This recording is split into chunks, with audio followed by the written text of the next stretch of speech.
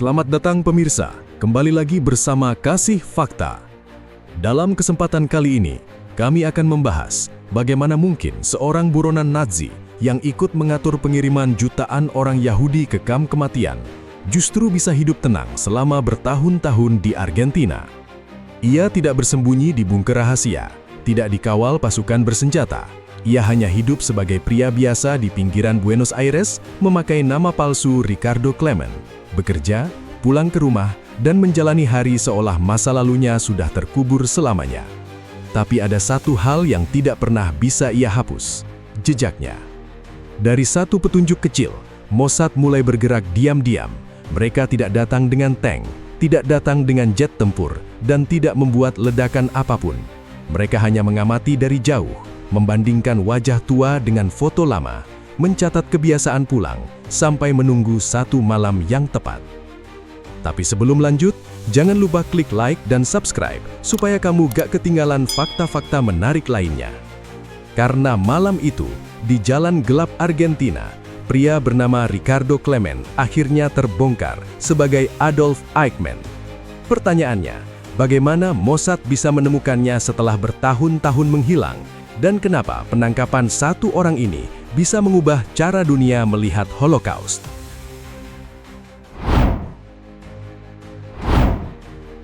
Perang Dunia Kedua resmi berakhir pada 1945. Kota-kota Eropa masih hancur, jutaan keluarga tercerai-berai, dan dunia mulai menghitung luka yang ditinggalkan Nazi Jerman. Di pengadilan Nuremberg, sejumlah pemimpin besar Nazi mulai diadili. Nama-nama besar muncul di ruang sidang, dokumen perang dibuka, dan kejahatan yang sebelumnya tersembunyi mulai dibaca di depan dunia. Namun tidak semua pelaku tertangkap. Di tengah kekacauan pasca perang, sebagian orang yang terlibat dalam mesin kekuasaan Nazi memilih menghilang. Mereka mengganti nama, memalsukan dokumen, berpindah dari satu tempat ke tempat lain, lalu mencari negara yang cukup jauh dari Eropa. Salah satu yang paling penting adalah Adolf Eichmann. Eichmann bukan tokoh kecil dalam struktur Nazi. Ia tidak terkenal karena memimpin tank di medan perang atau memberi pidato besar di hadapan massa. Perannya jauh lebih dingin. Ia bekerja di balik meja, dalam ruang birokrasi yang tampak rapi, tetapi hasilnya mengerikan. Setelah konferensi Wannsee pada 20 Januari 1942, Eichmann menjadi salah satu orang yang mengatur deportasi orang-orang Yahudi dari berbagai wilayah Eropa menuju ghetto, pusat pembantaian, dan kamp kematian. Kejahatannya berjalan lewat daftar nama, jadwal kereta, perintah administratif, dan koordinasi antar lembaga. Dari luar, semua terlihat seperti pekerjaan kantor. Ada arsip, formulir, tanda tangan, dan laporan. Tapi di balik kertas-kertas itu, ada keluarga yang dipisahkan, anak-anak yang dinaikkan ke kereta, orang tua yang tidak pernah kembali, dan kota-kota Yahudi yang perlahan dikosongkan. Setelah Jerman kalah, Eichmann sempat jatuh ke tangan Amerika. Pada Januari 1946, ia berhasil kabur. Sejak saat itu, ia tidak lagi tampil sebagai pejabat Nazi. Ia bergerak seperti bayangan. Nama lama ditinggalkan, riwayat lama disembunyikan, masa lalu dikubur sedalam mungkin. Pada 1950, Eichmann tiba di Argentina dengan identitas baru. Ia bukan lagi Adolf Eichmann, ia menjadi Ricardo Klement. Di pinggiran Buenos Aires, ia hidup sederhana. Ia bekerja, pulang ke rumah, dan membaur seperti pria biasa. Pada 1952, keluarganya menyusul. Bagi tetangga sekitar, ia hanya kepala keluarga yang menjalani hidup keras seperti banyak imigran lain. Justru kesederhanaan itu yang membuat penyamarannya kuat. Ia tidak hidup di tempat mencolok. Ia tidak menunjukkan kekayaan besar. Ia tidak membangun benteng pribadi. Ia memilih kehidupan yang tampak membosankan, karena kehidupan seperti itu jarang menarik perhatian. Sementara dunia bergerak ke arah perang dingin, sementara negara-negara besar sibuk membangun blok kekuatan baru, Ricardo Klement berjalan pelan di jalanan Argentina, membawa nama yang dipinjam dan rahasia yang belum terbuka. Tetapi bagi Israel, nama Adolf Eichmann tidak pernah benar-benar hilang. Negara itu baru berdiri pada 14 Mei 1948 di tengah ingatan yang masih basah tentang Holocaust. Banyak warganya adalah penyintas, anak korban, atau orang yang kehilangan hampir seluruh keluarga. Bagi mereka, Eichmann bukan sekedar buronan, ia adalah bagian dari mesin yang pernah mencoba menghapus kehidupan mereka dari Eropa. Di Buenos Aires, jejak kecil mulai bergerak pelan menuju pintu yang selama bertahun-tahun tertutup rapat.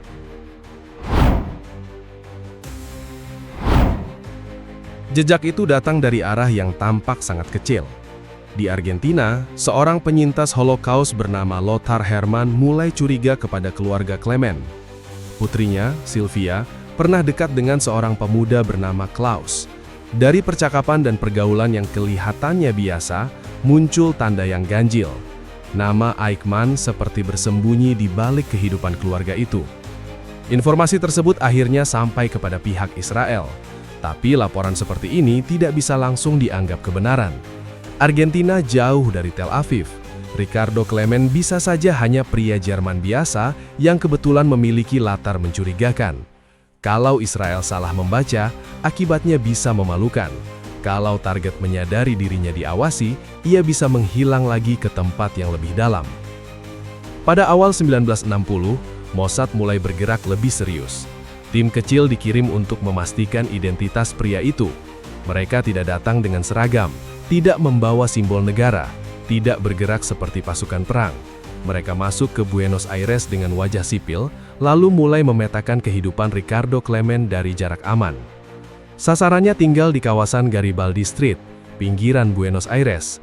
Rumahnya sederhana, jalannya tidak mencolok, lingkungannya bukan tempat yang tampak menyimpan buronan besar dunia. Justru itulah tantangannya.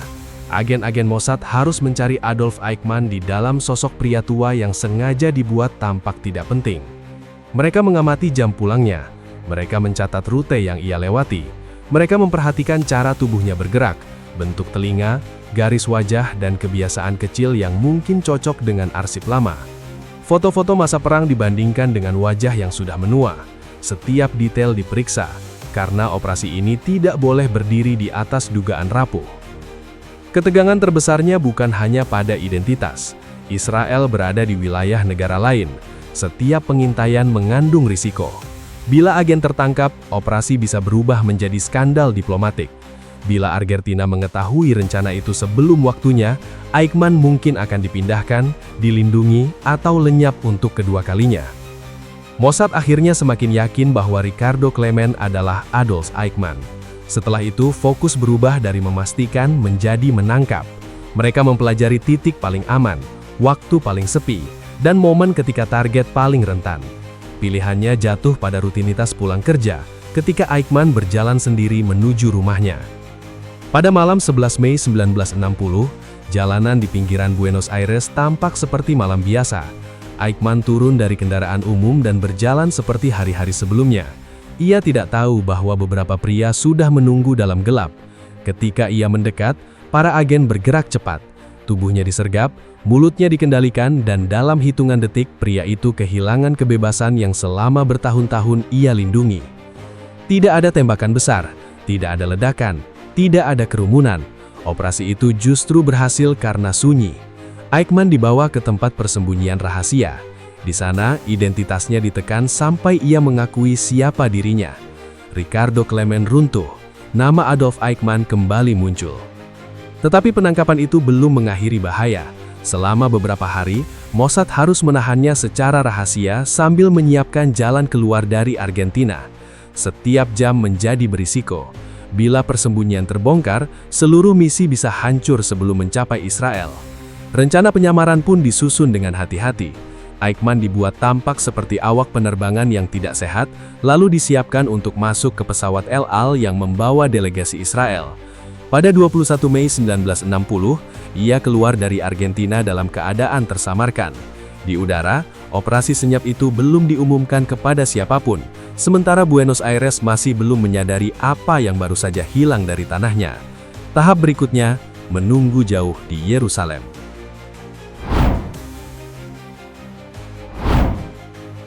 Pada 23 Mei 1960, Perdana Menteri Israel, David Ben-Gurion, berdiri di depan Knesset dan menyampaikan pengumuman yang langsung mengguncang dunia. Adolf Eichmann sudah berada di Israel. Ia tidak lagi menjadi bayangan di Amerika Selatan. Ia akan diadili di Yerusalem, di hadapan negara yang lahir dari luka Holocaust. Pengumuman itu membuat Argentina marah. Dari sudut pandang Buenos Aires, penangkapan tersebut adalah pelanggaran kedaulatan. Israel dianggap membawa seseorang keluar dari wilayah Argentina tanpa proses resmi. Masalah ini naik ke forum internasional.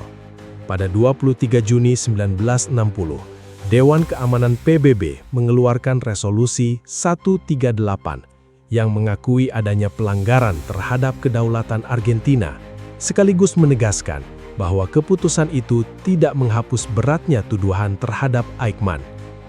Disinilah kasus ini berubah menjadi pertarungan prinsip. Di satu sisi ada aturan antar negara yang harus dihormati. Di sisi lain ada kejahatan kemanusiaan yang terlalu besar untuk dibiarkan terkubur oleh paspor palsu dan jarak geografis. Israel menanggung risiko diplomatik karena bagi mereka, Eichmann bukan sekadar pelarian perang. Ia adalah simbol dari sistem pembantaian yang pernah menghancurkan jutaan kehidupan Yahudi di Eropa. Pada 11 April 1961, persidangan dimulai di Beit Ha'am, Yerusalem. Eichmann duduk di dalam bilik kaca, mengenakan jas rapi dengan wajah kaku yang hampir tidak menunjukkan emosi. Pemandangan itu terasa ganjil. Di hadapan dunia, orang yang dulu ikut mengatur deportasi massal kini tampak seperti pegawai biasa yang sedang menjawab dakwaan. Justru kontras itu membuat ruang sidang terasa lebih dingin. Jaksa Gideon Hausner membuka perkara dengan kalimat yang menempatkan korban sebagai pusat sejarah. Setelah itu, satu persatu saksi dipanggil. Pada Mei hingga Juli 1961, para penyintas berbicara. Mereka tidak hanya membawa angka, mereka membawa suara keluarga yang hilang, kota yang kosong, gerbong yang penuh sesah, dan malam-malam di kamp kematian yang sulit dibayangkan oleh orang yang tidak pernah mengalaminya. Di Israel, sidang itu juga mengguncangkan generasi muda. Banyak anak yang lahir setelah perang mulai mendengar kisah orang tua mereka dengan cara berbeda. Trauma yang dulu sering disimpan dalam diam perlahan masuk ke ruang publik. Orang-orang tidak lagi hanya melihat penyintas sebagai korban yang selamat, tetapi sebagai saksi utama dari kehancuran yang pernah dirancang dengan sangat sadar. Dunia mendengar Holocaust dengan cara baru, bukan sebagai catatan perang yang jauh, tetapi sebagai pengalaman manusia yang nyata. Televisi, radio, dan surat kabar membawa potongan kesaksian itu ke berbagai negara. Banyak orang yang sebelumnya hanya mengetahui Holocaust dari laporan resmi, mulai memahami bahwa pembantaian itu berjalan lewat sistem yang rapi, birokrasi yang taat, dan orang-orang yang mengaku hanya menjalankan perintah. Pada 15 Desember 1961, Eichmann dinyatakan bersalah dan dijatuhi hukuman mati. Pada 29 Mei 1962, Mahkamah Agung Israel menolak bandingnya. Lalu pada malam 31 Mei menuju 1 Juni 1962, ia dieksekusi di penjara Ramla. Bagi Mossad, operasi itu menjadi contoh bahwa intelijen tidak selalu diukur dari besarnya ledakan, tetapi dari ketepatan membaca jejak, kesabaran mengamati, dan keberanian mengambil keputusan ketika waktu bergerak sempit di wilayah asing. Kasus ini meninggalkan jejak besar bagi Israel dan dunia. Mossad menunjukkan bahwa jarak tidak selalu menyelamatkan buronan. Pengadilan menunjukkan bahwa dokumen saja tidak cukup untuk menjelaskan kehancuran manusia. Kesaksian para penyintas menjadikan ruang sidang itu bukan sekadar tempat menghukum seorang terdakwa, tetapi panggung tempat sejarah yang disembunyikan paksa untuk berbicara dengan suaranya sendiri. Dari jalan sunyi di pinggiran Buenos Aires sampai ruang sidang di Yerusalem, kisah Adolf Eichmann menunjukkan bahwa sejarah tidak selalu selesai ketika perang berakhir. Ada luka yang tetap mencari keadilan.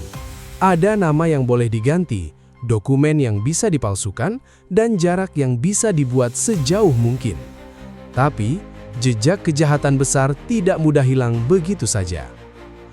Mossad tidak menangkap Eichmann dengan perang terbuka. Mereka menangkapnya dengan kesabaran, ketelitian, dan keberanian mengambil risiko di tanah asing. Dan ketika Eichmann akhirnya diadili, dunia tidak hanya melihat seorang buronan Nazi. Dunia mendengar kembali suara para korban, para penyintas, dan sebuah tragedi kemanusiaan yang tidak boleh dilupakan. Itulah rangkaian fakta yang berhasil kami bahas kali ini. Jangan lupa subscribe channel Kasih Fakta dan aktifkan lonceng notifikasi agar Anda tidak ketinggalan fakta menarik lainnya. Terima kasih sudah menyimak, sampai jumpa di pembahasan berikutnya.